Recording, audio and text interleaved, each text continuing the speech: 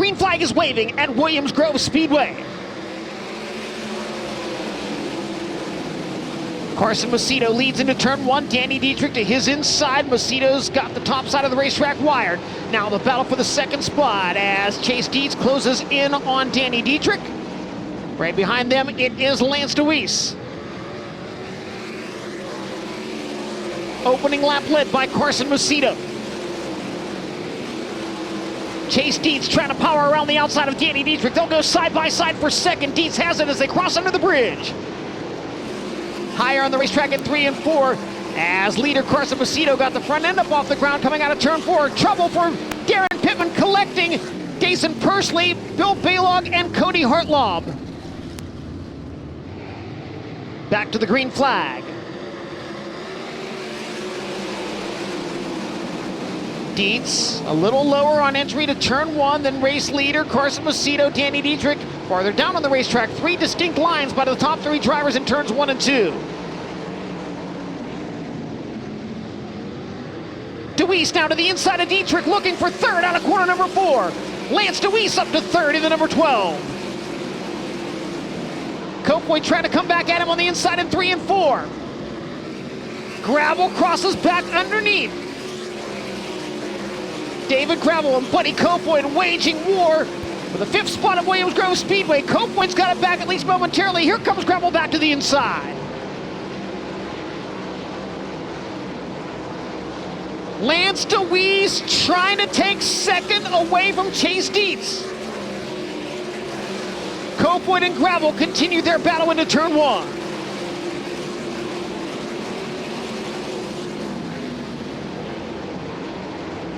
Buddy Copeland and David Gravel continue to go at it for 5th.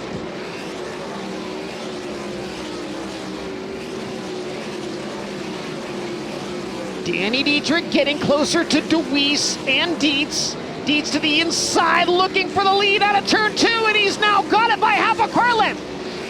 Macedo trying to power back around him on the outside. Chase Dietz led it down the backstretch. Can he hold the bottom side through 3 and 4? Macedo cuts back underneath him. Chase Dietz at the line. Macedo leads it. Macedo led by 1/100th of a second as they cross the line with 5 laps to go at Williams Grove. Chase Dietz stays right there with him. Dietz to the cushion in turn 1. Lance DeWeese is there as well. 3 cars battle for the victory. In the final 3.5 laps, Dietz to the inside, makes the move. Chase Dietz with the lead out of corner number 4, and here comes DeWeese with him. Lap number 22, led by Chase Dietz, but Lance DeWeese is right there. DeWeese to the outside of Chase Dietz, can't make it happen. Chase Dietz rides the middle of turn 1, gets to the cushion out of turn number 2, pulling away from the field down the back straightaway for the final time. The opening night of the G&S Classics National Open Weekend goes to Chase Dietz. The posse beats the Outlaws. Lance DeWeese 2nd, Danny Dietrich 3rd, Carson Macedo 4th, and Justin Whittle in 5th. Chase Dietz beats the Outlaws on night number 1 of the National Open Weekend as we send it downstairs to Connor Wade. I just want to soak it in.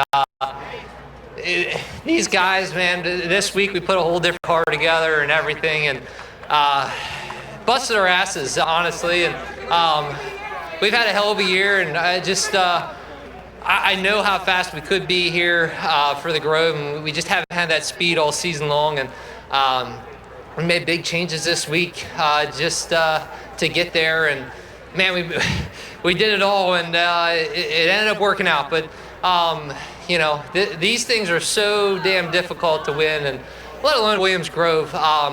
To at least, we had to chase them down and get there. And, man, we were so maneuverable, and we've just been fighting that all season long. I'm just so damn proud of these guys. John and Kelly Stamen giving us the opportunity to do this is unbelievable. There are very, very few people able to do this like we do, and we get to be those few. So just extremely grateful to be here.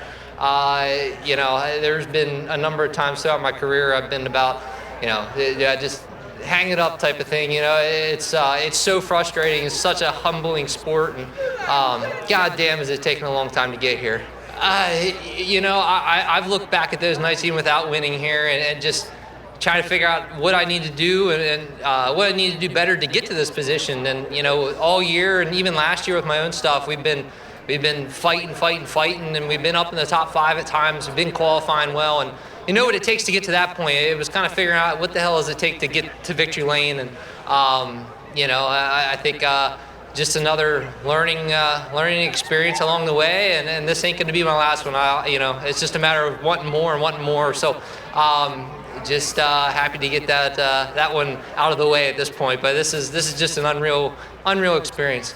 I had been running the top there, early, and was staying with him. I'd seen his guys on the restart tell him to get to the top, and I wasn't too worried about it. I felt I was pretty maneuverable. I was going to definitely be, towards the end of the race, and I'm not saying we've really been up there too much, throughout the season here, but just paying attention to the racetrack. I felt like the bottom was definitely going to come in. You just had to be good enough to get down there, and I knew Lance was going to be tough. Right there, he had a seat in his nose, coming down the front stretch here. But lap cars kind of played out, the way I needed them to, and I was still able to maneuver down 1 and 2. So just put together a good race, and hopefully we can do that again tomorrow.